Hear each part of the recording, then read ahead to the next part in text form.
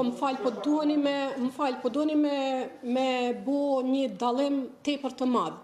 Në kohën kur kryeministri dhe lëvizjave të vendosje kanë folë atëherë, kanë qenë kompanitë e Kosovës, për më tepër ndërmarrje publike, as private nuk kanë qenë, që vetë madje kolegu Armend Muja, si tregoi para disa ditësh, me kontrata një burimore, siç i thonë partitë opozitare, kanë zgjedhur për të blerë nga një kompani e Serbisë. Ndërkohë, përderisa po flasim, nuk ka asnjë operator në Kosovë që blen nga kjo kompani, ndërsa ata blejnë kapacitete përmes platformave që janë të menaxhuara nga një qendër rajonale dhe që i nënshtrohet rregullave të tregtimit të cilat vlen për krejt rajonin dhe vlen për krejt Evropën. Nëse dëshirojmë të flasim për atë se nëse ne duam të bëjmë politikisht diçka si shtet për ta ndaluar këtë, atëherë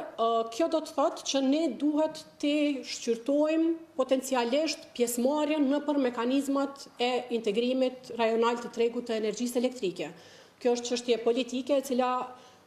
nëse duam të shkojmë andej mirë, po duhet ta kemi të qartë se për çfarë po flasim. Ndërsa sa i përket raportimit të kostit dhe të zërrejës, të cilat të dyja raportojnë në kuvend, siç e dini, prej se është aktuale kjo çështje, ne nuk kemi pasur kuvend të konstituar dhe mu më vjen shumë keq për këtë dhe nuk mund të mos e përmend faktin dhe ironinë që janë pikërisht partia opozitare që më së shumti flet dhe akuzon për këtë çështje, nuk ka qenë ajo që ka qenë faktori konstant bllokues për konstituimin e kuvendit, edhe tash së fundmi edhe të komisioneve parlamentare, që do ta mundsonin që institucionet relevante të ftohen për përgjegjësitë e tyre për brenda kompetencave të tyre që i kanë. Nuk është e saktë që thash që është licencuar gjatë qeverive të kaluara, thash që ka hyrë në tregun e Kosovës. Po besoj që dega në Kosovë është licencuar në Kosovë më vonë, ndërsa si kompania AM ka hyrë edhe më herët. Kjo pa paragjykuar për praktikat ose çfarë do në lidhje me këtë kompani, për të cilën unë nuk kam informata më shumë se sa që keni ju dhe se sa që janë publike. Ndërsa sa i përket çështjes tjetër, është mirë që e ngretët nëse kjo është një pyetje që është e paqartë. Në konferencën në qershor që i kemi mbajtur në këtë sallë, unë kam folur pak dhe Kosti në atë kohë pa të shpjeguar pak mënyrën e këtyre tregtimit të kapaciteteve ndërkufitare. Unë nuk do të hyj sot në çështje teknike, mirë po janë disa aspekte që janë të rëndësishme për t'i kuptuar. Kosova, si palë e komunitetit të energjisë, ka obligime ndërkombëtare për t'i vënë në dispozicion kapacitetet e veta ndërkufitare në kufejt energjetik me shtete të tjera, për të gjitha palët e licencuara, të cilat kanë të drejtë të marrin pjesë në ankande. Ankandet nuk organizohen, gjithashtu një aspekt tjetër që mendoj që është me interes për ju, është që ankandet nuk organizohen nga ndonjë institucion i Kosovës. Është një qendër rajonale, se ka që e përmenda më herët, që ka selin në Maltëzi, ku antar janë të gjitha shtetet e rajonit dhe aksionar, një prej aksionarve është edhe Kosti i Kosovës dhe aty miratohen rregullat e përbashkëta se si bëhen ankandet. Për më tepër, kjo është një platformë elektronike në të cilën gjithçka është e menaxhuar në mënyrë qendrore, transparente. Tani se a mund të ketë manipulime e të tjera, këto janë çështje të tjera, mirë po sa i përket formës tregtimit dhe rolit të institucioneve kosovare, kjo është kjo. Në fakt, pikërisht problemi me linjën me Serbinë që e kemi është që Kosova për shkak se nuk e njeh, që Serbia për shkak se nuk e njeh Kosovën dhe nuk e njeh kostin dhe pavarësinë energjetike të rrjetit ton, refuzon që ti alokoj këto kapacitete dhe ta bëj këtë bashkëpunim teknik me kostin dhe këto linja qëndrojnë të bllokuara. Sinqerisht, po më thuni që prej 9 kompanive ose 11 që fitonin, ju e zgjedhni faktin me i zgjedh 3 për të cilat nuk ka asnjë fakt për ndërlidhje të lëvizjet vetëvendosje me ta, edhe që janë kompani të mëdha në rajon që po fitoj kanë tendera për bartje të kapaciteteve në një platformë të koordinuar në një mekanizëm që është rajonal, që s'ka të bëj asgjë me Kosovën, dhe ju po e quani këtë të dyshimt. Unë mund të them, unë eksperte e tregut të energjisë nuk jam, as nuk e hetoj tregun e energjisë, mirë po mund të them që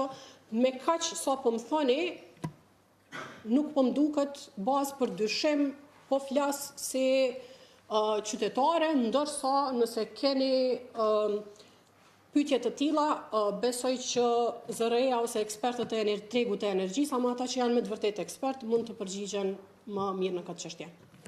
Çfarë mund të them me siguri është se ato që janë proklamuar nuk kanë ndodhur. Dhe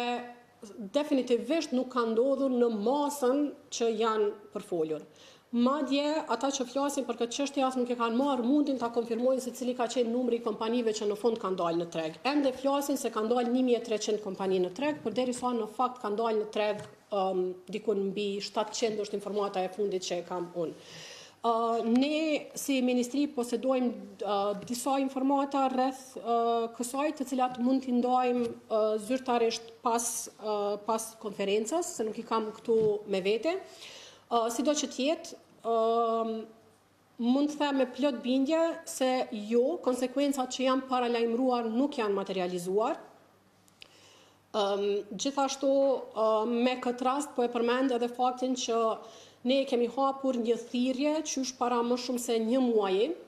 një thirrje për grante deri në 25.000 euro, ku të drejtë aplikimi kanë të gjithë prodhuesit vendor, mirë po përparësi kanë ndërmarrjet në treg të liberalizuar. Çfarë kam dëgjuar tash së fundmi, që po përflitet, është që Oda Ekonomike në rolin e një akteri politik opozitar është duke i inkurajuar kompanit që të mos marrin pjesë në skemën e granteve. Unë me që e përmendet, po ju bëj thirrje edhe një herë të gjitha kompanive prodhuese, pra mikro, të vogla, të mesme ose të mëdha që kanë dalë në treg të energjisë, që të aplikojnë për grante deri në 25.000 euro për eficiencë të energjisë, ose për sisteme solare, ose për bateri, ose për izolim të ndërtesave. Si që thash më herët, kompanitë që janë në treg të liberalizuar të energjisë marrin një vlerësim më të lartë se kanë pikë shtesë, mirë po kjo nuk do të thotë që të tjerat janë të përjashtuara, prandaj ju bëj thirrje të gjithë prodhuesve që të aplikojnë në këtë skemë. Kek ka ngritur ca kapacitete, por nuk do të kisha thënë, nuk do të kisha cilësuar që ka ngritur kapacitete për ta zgjidhur problemin e mbulimit të nevojave të Kosovës, por çfarë është më e rëndësishme për të kuptuar e që mendoj që ende një pjesë e madhe e popullatës nuk e di, prandaj shumë mirë që e ngritet, është që furnizimi, menaxhimi i rrjetit dhe mirëmbajtja e rrjetit dhe prodhimi janë komplet të ndara nga njëra tjetra. Kek prodhon aq sa ka kapacitet prodhimi dhe mundësi teknike me këto termocentrale vjetra që i ka e që tek tash po fillojnë investimet serioze aty. Mirë po, është përgjegjësi e furnizuesit, në këtë rast është Kesko furnizuesi kryesor në Kosovë, që të siguroj energjinë për të furnizuar konsumatorët. Ndërsa mirëmbajtjen e rrjetit, investimet në rrjet, për përgjegjësi i ka KEDSI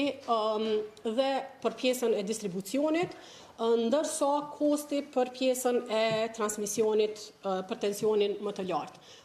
Pra, ndërlidhja e furnizimit me prodhimin e kekut është diçka që nuk qëndron ligjërisht. Megjithatë, nëse nuk shihemi deri atëherë, një vit të mbar e të shëndetshëm për ju dhe familjet tuaja. Faleminderit shumë.